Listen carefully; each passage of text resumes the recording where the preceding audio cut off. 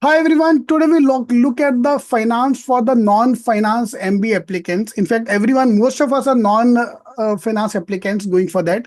And we're launching our 7 days ka program as well. If you can join next 7 days, starting from this Saturday, Charu is going to take care of that. 7 days, let's complete all the main 7 topics of MBA preparation. So this is the list of 7 topics.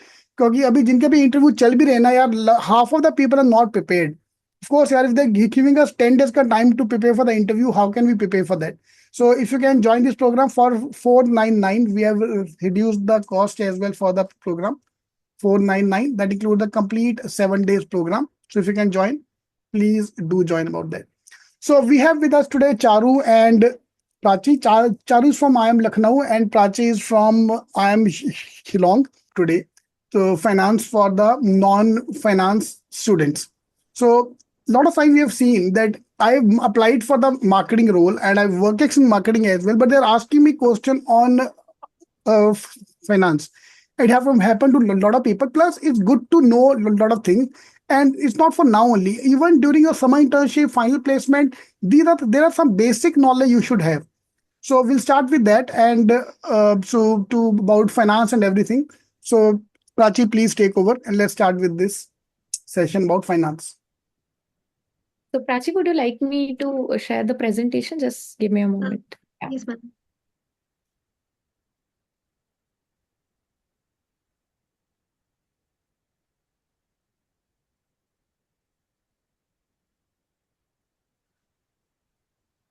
In the meanwhile, while you are sharing the list, I'll also share one list. So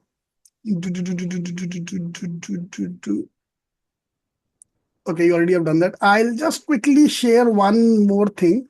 So there are 100 most commonly repeated question. I made this list of questions. So I'll share the link in the description box as well and share in all the groups also. So there are 100 question I have finalized which are based on finance.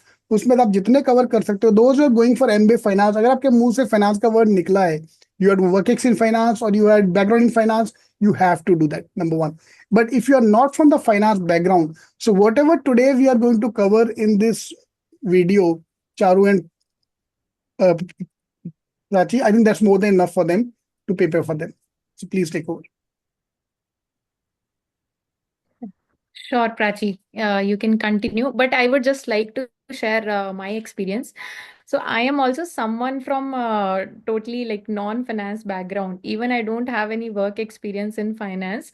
I am from science background. I did my bachelor's in physics, but I was asked a lot of questions on finance in my GDPI interviews. Help you as much as she can, but please pay attention to this. This is important for each one of you, whoever is appearing for GDPI. Yes, Prachi, you can continue. Okay, so I take over from here. The topics which we have mentioned are not only belong to core finance, these include economics also. So when you are sitting in an interview, these are some things which you are expected to know. This should not be something that you are from finance background. That is why you should have knowledge. These are some basic things which you should be aware of. So we will start with GDP. There are two types of GDP. First is nominal GDP. It measures the value of goods and services produced in an economy, but these are measured at current prices. What is the current price in the economy? And its formula is price into quantity. And the purpose of it is that it provides a snapshot of the total economic activity that happened in an economy, but it does not account for inflation. To adjust for inflation, we have to look for real GDP. So the formula for it is goes like nominal GDP uh, divided by GDP deflator multiplied by 100, and it provides a more accurate measure of economic growth over time. So how we are going forward is, if I'm mentioning a term, so I am telling you about what that term means, what how it is calculated, and what purpose it serves for to know about. The next is GDP deflator. It is a measure of inflation or deflation in the economy, and it is used to track the price change in the economy, and it adjusts nominal GDP to inflation. Now moving towards repo rate and reverse repo rate. Yeah. Repo rate is the rate at which the central bank lends money to commercial banks. It is used to manage liquidity and controlling inflation. So, when we will move towards the monetary policy, we will try and understand that how central bank increase and decrease repo rate to increase and decrease the supply of money in an economy. At the same time, what does reverse repo rate means is it is the rate at which bank borrows from the commercial banks. It helps the central bank to absorb the excess liquidity from the banking system. There is one more term known as quantitative easing. It comes under the purview of central bank only, in which it buys financial assets to inject the liquidity into the economy. It helps in increasing the lending and it stimulates the economic growth during downturns. Moving towards fiscal deficit. Just one moment, Prachi. Sorry to interrupt you in between. I have seen like a lot of students getting confused on like how does repo rate and reverse repo rate actually have the impact on the economy? Like what does it actually do? So can you kind of maybe give something, some example or something so that the students are able to understand ki, what does it do? So for example, if the repo rate is 4% or 3.4%, and the reverse repo rate is let's say 4%, so what does it actually do? So, repo rate is basically that rate at which the central bank will lend money to the commercial banks. Okay. Commercial bank have a certain capacity to lend the money to its customers. At the time of distress, when the commercial banks are in short of money, they borrow from the central bank at this repo rate. But if the repo rate is high, it means that if the commercial bank will borrow from the central bank, they have to pay a higher rate of interest on that money. So, to avoid that situation, a commercial bank will lend less to the public. In this way, the economic activity decreases in the economy. But at Yeah. the same time, if the repo rate is lower, then commercial banks can lend freely and borrow money from the central bank whenever they require. In this way, the commercial activity and the economic activity increases in the economy. Same goes for reverse repo rate. If the reverse repo rate will be higher, it means the commercial bank have less stimulus to lend the money to the public, because lending the money to the public is a very risky activity. Loans go NPA all the time. So if the reverse repo rate will be higher, commercial bank will less be stimulus to lend their money. Instead, they will more be stimulus to put their money with the central bank and earn a definite rate of interest. And if that rate is lower, then the commercial bank will try to increase their lending activities to the public. I hope I'm clear, Charu. Yeah, understood. Yeah. I think now it's a lot clear. So I think all the students have understood how it is impacting the economic activity. Is it like you are supplying more money in the market or you are seeking out money from the market? So it depends on what is the repo rate and what is the current reverse repo rate. So please, I would request each one of you to go through all of these concepts. After this session also, we will share some notes with you. But please try to pay attention here and understand what does all of these terms mean. Yeah, Prachi, you can continue. There should one more thing that everyone should take care of is that reverse repo rate will always be lesser than repo rate. It is never greater than repo rate. Now moving towards the next topic, which is fiscal deficit. It is the gap between government's total expenditure and total revenue. But the point that should be taken care here is that it should exclude borrowings. The formula here is total expenditure minus total revenue, and it indicates the government borrowings need and financial health. Suppose if the government has a huge fiscal deficit, it means that the revenue are of poor quality. Government has to borrow more, and at the same time they have to pay the more interest. If the government has to pay the more interest, then a large part of government revenue will again be side towards paying the interest. So then government has to again borrow more. So it is kind of a vicious cycle. That is why the country's fiscal deficit is studied with great attention. Moving towards monetary policy, it is the central bank's action to regulate money supply and interest rate. The instruments used by central bank are repo rate, reverse repo rate, CRR, SLR, which we will be covering in further detail in some time. Uh, the purpose of the monetary policy is that it ensures economic stability and controls inflation and unemployment in the country. There are two types of monetary policy. One is expansionary, second is contractionary. Expansionary monetary policy help in stimulating the growth in the economy. At the same time, contractionary monetary policy help in controlling the inflation. If there is excess inflation in the country, the central bank will increase their rates to control the excess inflation. Moving towards fiscal policy, it is the government's use of taxation and spending to influence the economy. It helps in driving the growth, controlling the inflation, and influences public debt.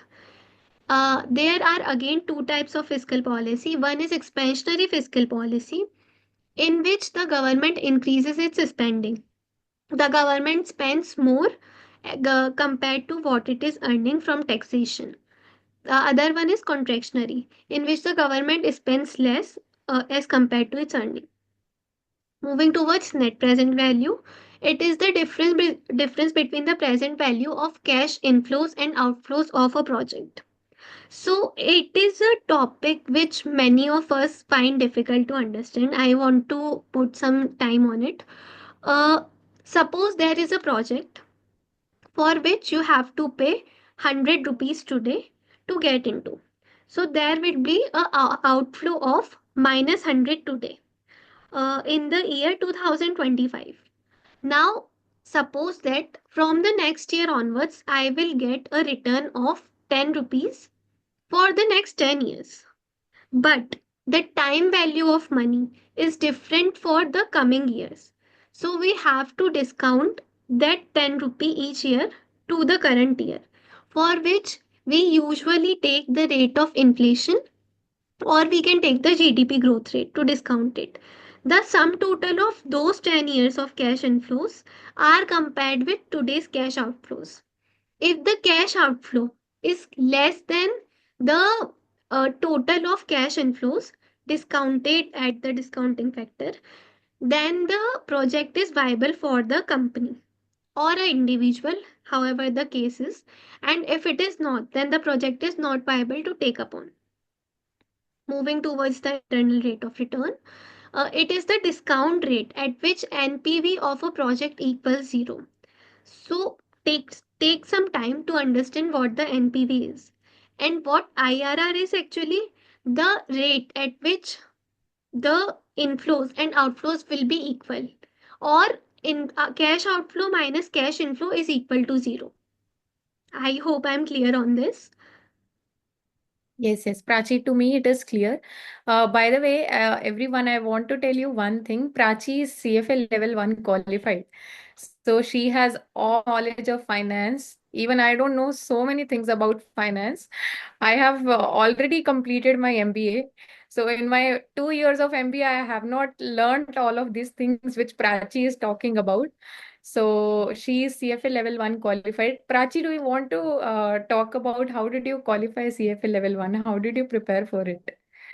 So I decided to come to attempt CFA level 1 when I came in the college. Okay. Only after that I decided to pursue it, because when I studied finance in my first year, I find it very interesting. I was also from the commerce background, so I was very intrigued to know more on it. Then I decided to appear for it, and I prepared along with my internship and my second year. Then I gave my attempt in August 2024 and passed it.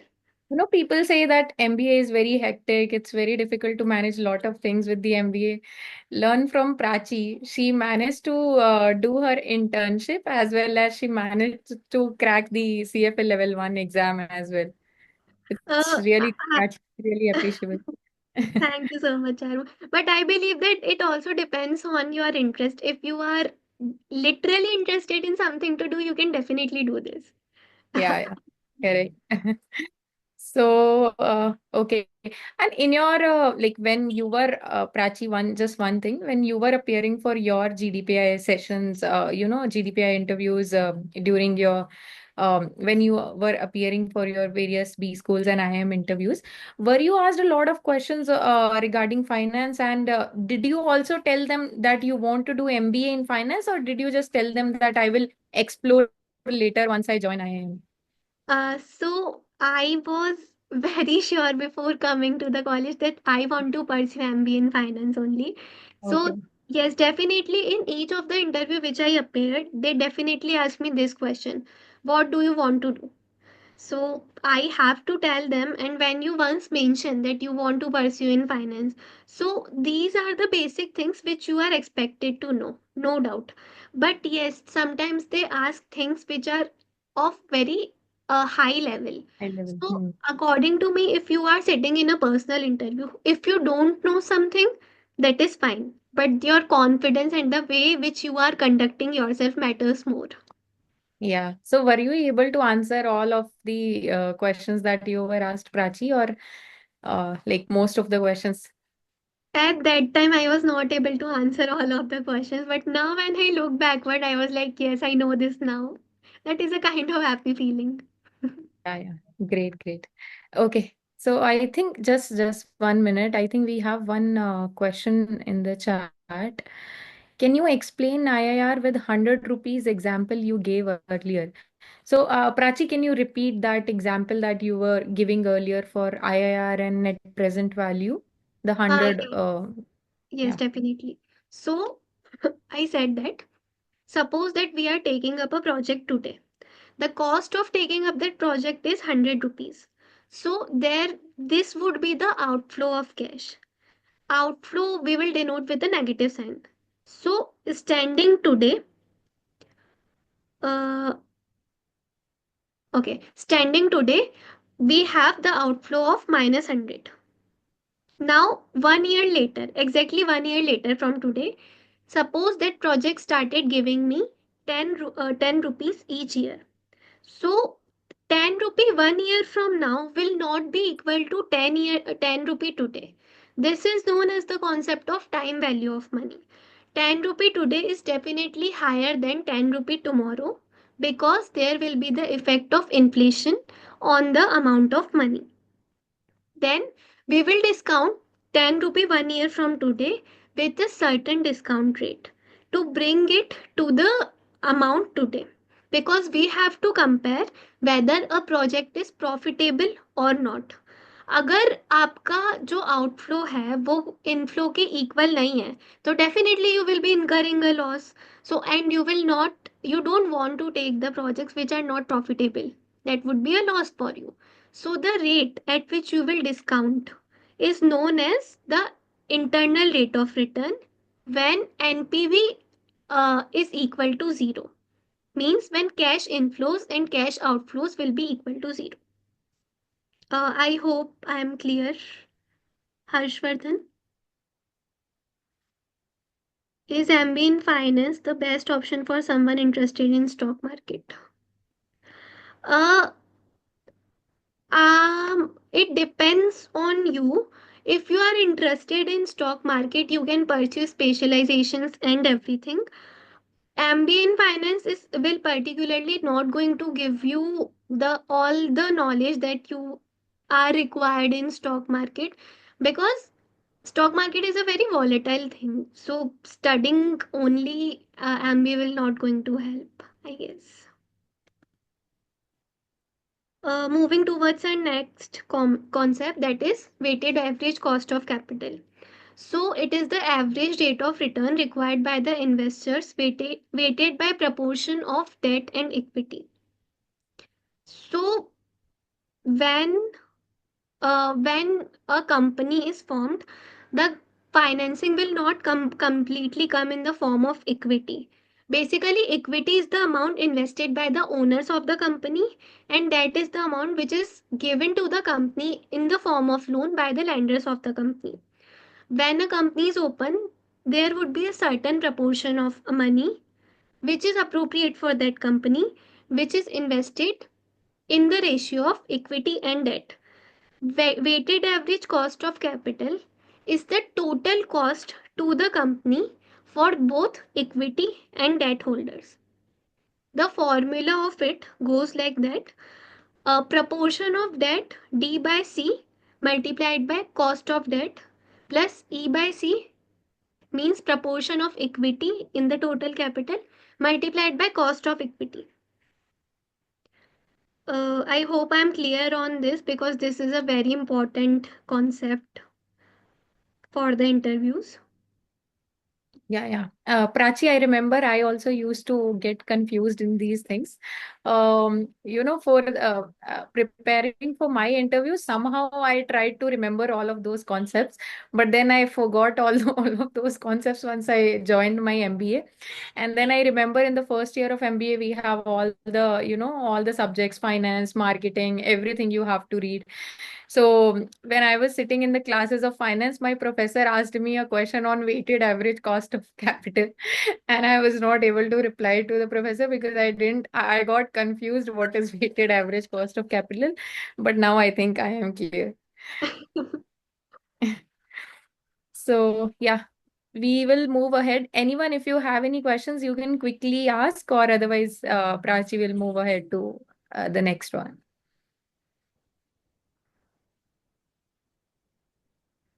Okay, I think this is clear, Prachi. One question. What's the use of weighted average cost of capital? So, So, yeah, Prachi. no, no, you can take over, Chatu. I definitely don't want to take it. Okay, I'll explain this. So, as I said that when a company needs financing, it cannot rely only on one source of capital. For example, if the company completely rely on the lenders, then company have to pay back money to the lenders at certain point of time. And again, because the loan payment have to be made every year, whether the company is profitable or not, there would be the high risk of bankruptcy for the company. At the same time, if the company will take all the financing from the equity holders, that is the owners of the company, the tax rate which company has to pay, the effective tax rate would be very high, and taking all the money from the equity holders would be very expensive for the company. So, to know the total cost of funding for the company, how much money on an average I am paying to my lenders, plus how much money I am paying to my equity holders, the weighted average of both is known as WACC, which is used to know about how much effect the financing is putting on the PNL of the company. Yeah, Okay, I so think you did a very good job in explaining this. moving I to couldn't even understand in my classes. But don't you get bored, Prachi, when you read finance or when deep dive into finance concepts, or you have a lot of interest? I don't know. I am I quite to get bored. I am quite very interested in knowing about it because I feel whenever I open a book or open a topic related to, even if I go back to the topic of WCC today, I'll definitely find something new in it. So it's kind of very happening for me to go back to each of these things and know about their real life applications, because reading about them in books and knowing their practical applications in life is a quite very different thing, and it is very interesting. And Prachi, were you also asked a lot of questions on finance during your placement as well? Yes, definitely. I was asked a lot on this because I had cleared the CFA level 1, so they were basically expecting me to know in detail about each of these things. So if you want to pursue your career in finance, I'll definitely advise each one of you to not only mug up these concepts but know these in detail by core. Because if you just mug up these, you will definitely end up getting confused somewhere. Hmm. So, See, yes, everyone, today you have a chance to understand all of these topics because I did a mistake. I tried mugging up those topics when I was giving my interviews. So please don't repeat that mistake. Okay, try to learn from Prachi. She was able to get the best placement in Bain, and she did a really good job. So, and this all the knowledge that you will get in today's session, this will go along in during your MBA also, during your placement interviews. So this session is very, very important. Please try to learn as much, try to ask as many questions you want to ask. definitely. I'll try to answer as much as possible. Now, I think I should move towards the next concept, which is working capital. So, working capital is the difference between company's current assets and current liabilities. Uh, Current assets are those assets which will be converted to money within 1 year, within 360 days.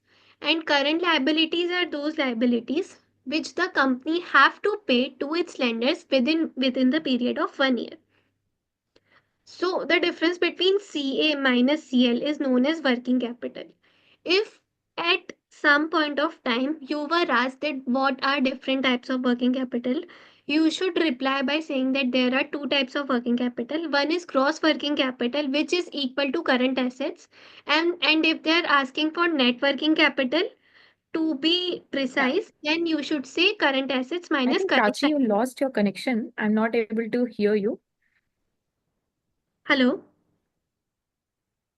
Yeah, hello. no, I can hear you. Is it about your internet connection or mine? I'm not sure. Let's just ask from the students.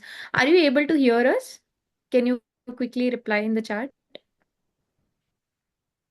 Oh, they are able to hear us now. Yeah, Prachi. Okay, so I will now move towards the financial statements. So there are three main financial statements: income statement, balance sheet, cash flow statement. What these statements are, you should know the basic about it.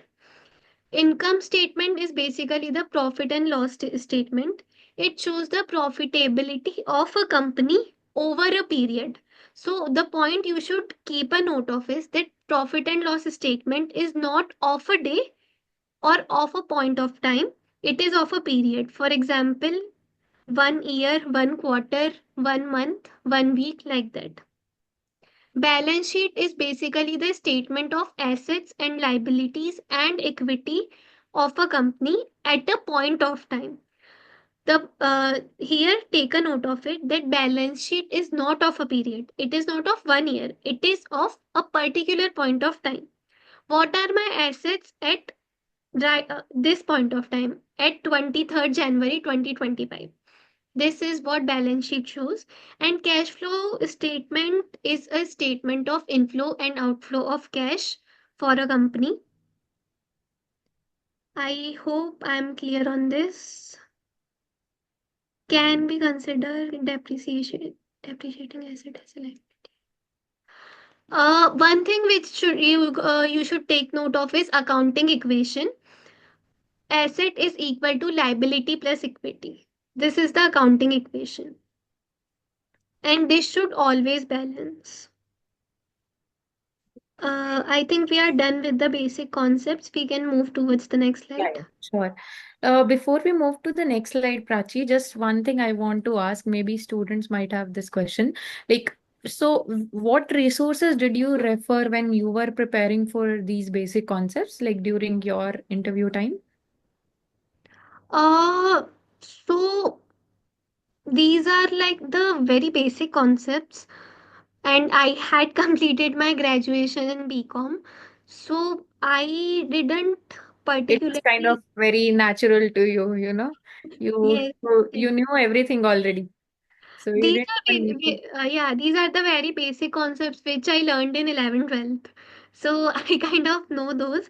But those who want to study them in detail, you can simply just do a Google search, and you will find each and every term of this list in Investopedia. That would be a very good resource to know these concepts and with the clarity, because they don't distract the topic to right and left. They give a very clear picture about the topic. So, everyone, like in the next slide, we are just going to discuss those questions which were asked to us in our interviews. So, I was asked, as I told you earlier, I was asked questions on repo rate, reverse repo rate, and what's the difference between inflation, stagflation, and recession. So, I was asked those questions in my interviews. So we have tried to compile all of those questions, and maybe we can just Prachi can walk you through all of these very quickly. If you, meanwhile, if you have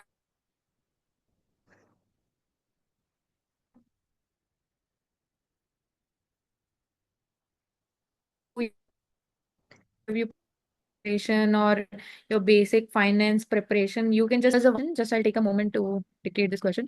I done my undergrad in chemistry. Now I am switching to MBA. I got calls from certain IIMs and non-IIM. So in my interview, should I be expected to know much about finance, economics, and all? And how should I start preparing these subjects?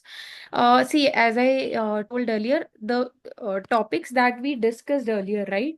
Those were very, very basic topics. And I also did my BSc in physics. So I didn't know about these things earlier, but for preparing for my PIs, I had to understand all of those terms. So बहुत बहुत ज़्यादा important है वो please थोड़ा read कर लो. It will not take much of your time. अगर आप जैसे कि प्राची ने बोला कि अगर आप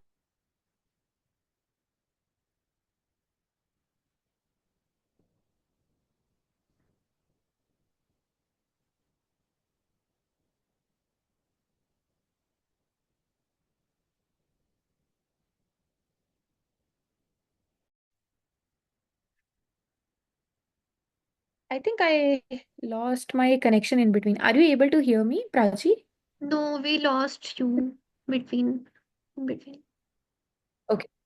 Now is it Yes, now you are audible. okay? I think my internet is very bad. So yeah, what I was saying is I also did my undergrad in physics, okay? But I had to learn all of these concepts. ये basic basic चीजें definitely can be asked to you in the interviews. You अगर मुझसे पूछे गए हैं तो पक्का आपसे भी पूछे जाएंगे. तो इन्फ्लेशन क्या है, रेपो रेट कैसे इफेक्ट करता है इकोनॉमी को, रिवर्स रेपो रेट क्या होता है, ये बहुत बहुत बेसिक बेसिक चीजें हैं. So even if you you know read newspapers daily, you are expected to know these terms. तो इसलिए please go through these terms. Try to like not go in deep depth of all of these terms. जितना प्राची ने आपके साथ information share किया है, I think this is more than sufficient for the ones who are not especially thinking about specializing in finance, who are just from non-finance background or who do not have any work experience in finance. अगर आपका कुछ work experience है या फिर आप अपने Y MBA के question में ये आंसर करने वाले हो कि I have to do MBA in finance, then तो expect a lot of other advance questions as well. ठीक है, otherwise these basic questions are sufficient for you. Can you suggest some advanced commerce topics which are asked to BCom honors students? Prachi, do you want to take this question from Manpreet? Uh, I will suggest that you should know about your subjects very well.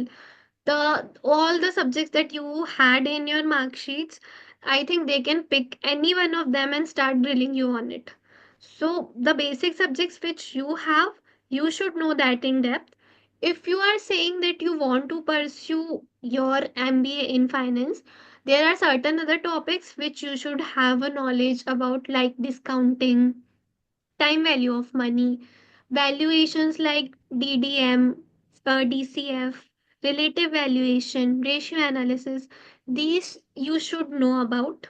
And yeah, that should be enough, I guess, because you cannot know everything before going to college. And again, if you don't know something, just be confident. Yeah, I think you should honestly tell that I will have to go back and read again, because it's definitely better than answering wrong. Yes, I agree to it. I think we have more questions. I have masters in computer science and bachelor's in maths. Which subject should I prepare for?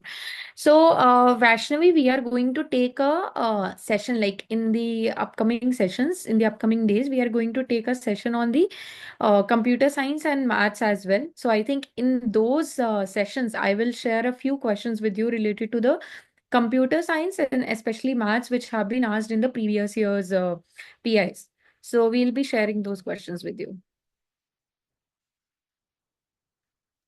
Yeah, I think Prachi, maybe you can just quickly go ahead with some of these questions. I think some of these though you have already discussed. Others you can maybe walk through these.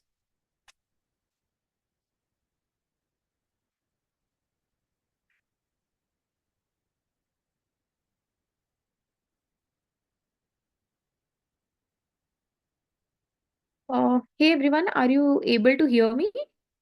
Uh, I think I'm not able to hear or okay. Yeah. Okay. Thanks, Saloni and Manpreet, for confirming. I think Prachi might have lost her internet connection. So yeah, everyone, it's very important for you to learn the basic finance concepts. मुझसे भी पूछा गया था interviews में, आपसे भी पूछा जाएगा, ठीक है? And computer science and maths के questions भी we are going to share in the upcoming days with you. I have slides for all of the all of the different streams.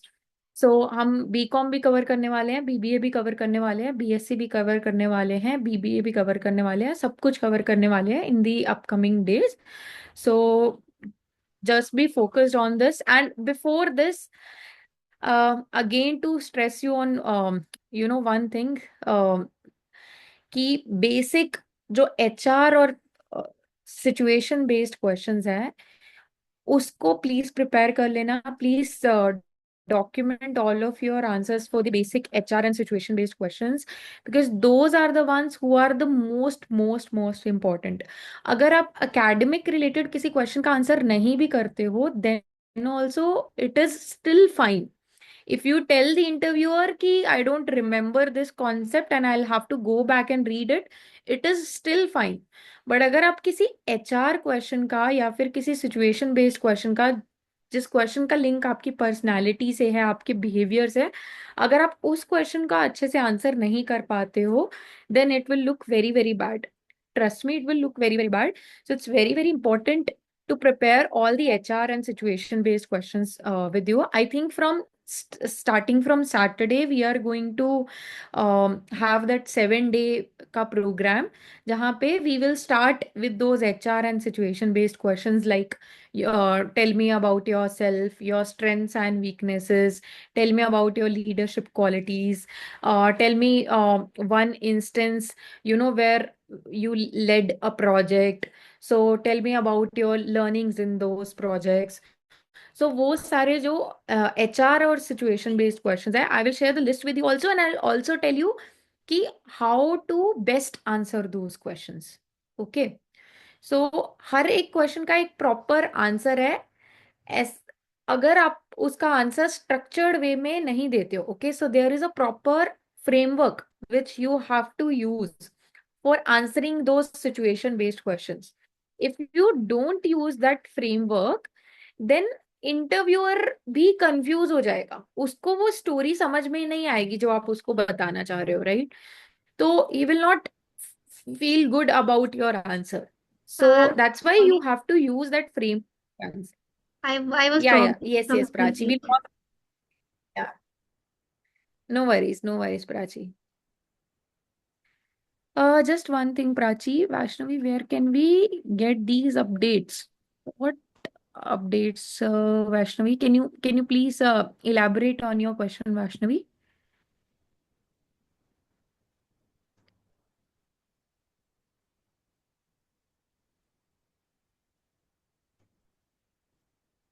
Yeah. Saloni, just to answer your question, you can pick the top 4 to 5 subjects. You need not go through all the subjects. एक चीज मैं आपको बता देती हूँ सलोनी, कि मुझसे भी ये पूछा गया था कि what is the best subject, choose your best topic that you want me to take. That was the question which was asked by the interviewer, and I think I told quantum physics, because that was the one that was my favorite subject. So I was asked a lot of questions on quantum physics. इसलिए जब भी आपसे आपका best subject पूछा जाए ना, तो please make sure कि आप वही सब्जेक्ट बताओ जिसमें आप बहुत ज्यादा कॉन्फिडेंट हो और जिसमें आप फुल्ली प्रिपेयर्ड हो। तो 3-4 सब्जेक्ट्स आप पूरा पूरा प्रिपेयर कर लो अच्छे से, बट बाकी सब्जेक्ट्स का भी आपको बेसिक आइडिया होना चाहिए, ठीक है? इट्स नॉट लाइक दैट कि बाकी सब्जेक्ट्स का आपको एकदम बेसिक भी नहीं पता है। ओके, सो बेसिक आइडिया बाकी सारे सब्जेक्ट्स का रख लेना। I got the link for today's meeting through a friend. Can I know the group where you will be sharing these things like notes and session links? So, okay, Vaishnavi, I think, yeah, I will ask the rouser to add you in a group, and there I will share all the notes. Okay. I've done part-time work during my BCom, and should I mention my part-time work in the interview because it's stipend? Yeah. I think I have explained about this thing, Manpreet, in the previous session, but I think maybe we can take some views from Prachi also. Prachi, can you try to go through the question from Manpreet and you can give your views? Maybe how did you answer those type of questions in your interview? Which topic will they most probably prefer? Okay. Manpreet? Yeah. Yeah. So if you had, if you are saying them that you had did something in a certain field, so they are most probably going to ask questions on that. So if you have, for example, done an internship in operations, so you should be aware about the basic concepts which are used in the operations. And if you have done it in finance, so basic concepts and about what your internship involves, what was your work, how everything happens. This is something that you should definitely know about.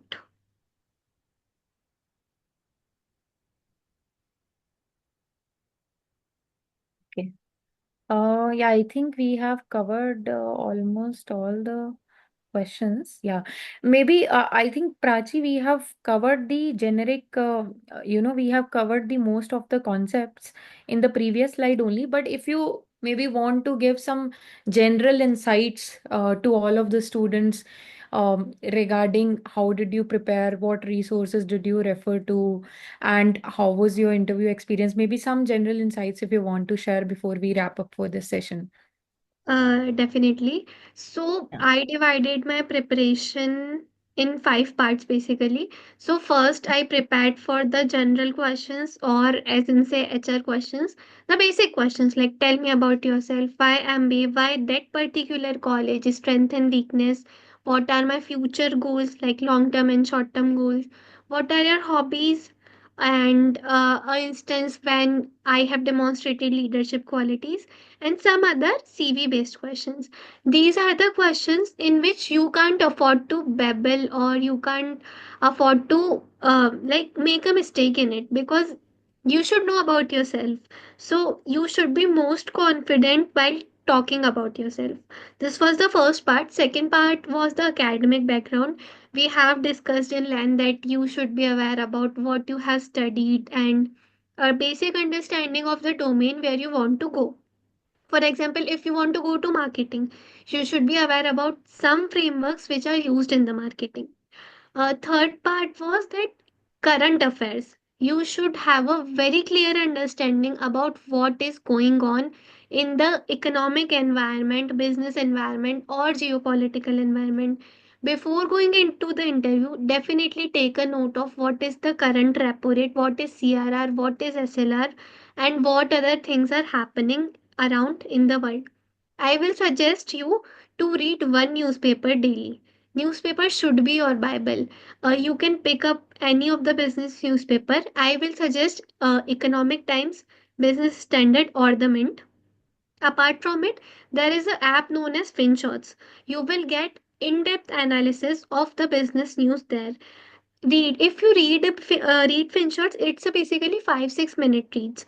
You will get a understanding about the topic, and that will help you a lot during your group discussion, written ability test, and even during personal interviews, because sometimes the professor will ask your view on that particular situation. So I think that will be a great help.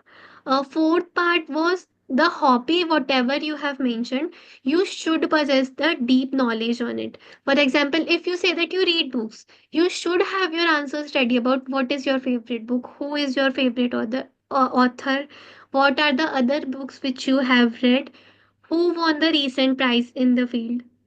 This you should know.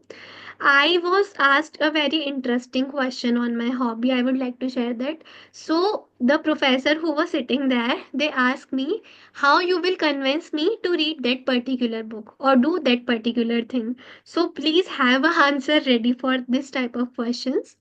The fifth part was, it is the people who have some work experience. So, you should have a clear understanding of the company in which you worked in, the profile, the domain, and the industry, even the current situation. If you left that company, that does not mean that you left that industry and something. Additionally, please give some time to know about the curriculum of the college you are going to. Sometimes they put up the question to you that do you know what we are offering, or they can even ask. So please give some time to study about their curriculum.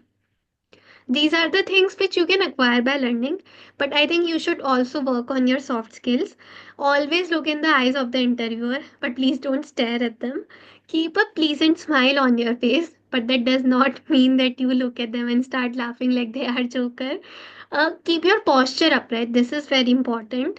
And also work on your communication skills. So I did this by you can do this is just pick a random topic, close your eyes, and whatever comes to your mind, for example, fan above your head or fridge in your kitchen, and just start speaking about it impromptu in front of mirror for 5 minutes.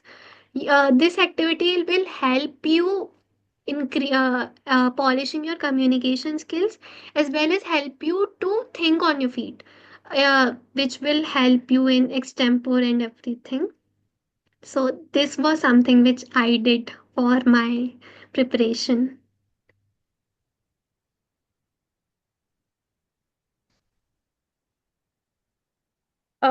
Okay, I have seen some of the questions. Yeah, Vaishnavi, I will add you to the group, and maybe there also you can ask me the question. I got your question. I will let you know on this answer.